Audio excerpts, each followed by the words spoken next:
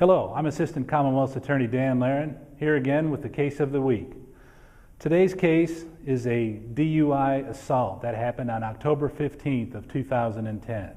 At about 9 o'clock that Friday night, police responded to the overpass on Winchester Road and New Circle Road, and they found a multiple vehicle accident. One victim had to be cut out of his minivan, and the other two victims were inside their vehicles suffering from relatively minor injuries. The vehicle that had caused all this was identified and pointed out by eyewitnesses and found to contain the driver, a 38-year-old man named Larry Camelin Jr.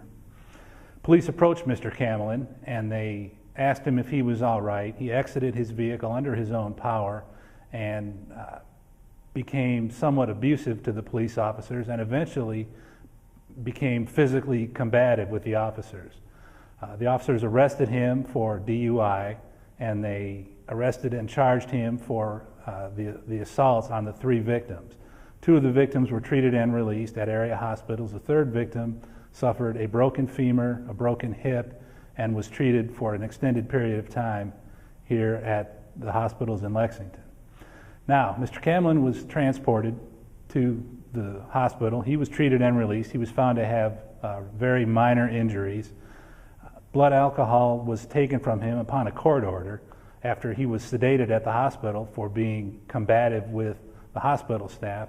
The testing revealed that he was positive for a number of controlled substances as well as a blood alcohol content of approximately 0.318.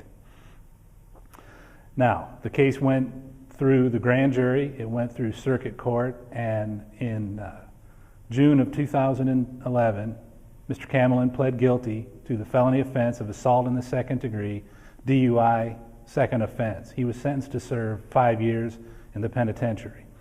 His criminal record is significant. He has been in the Fayette County Detention Center 7 times.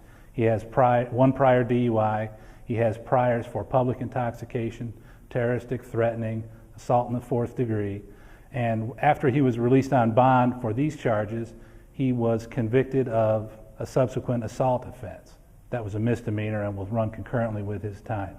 Mr. Camelin is presently in the Fayette County Detention Center, serving a 5-year sentence.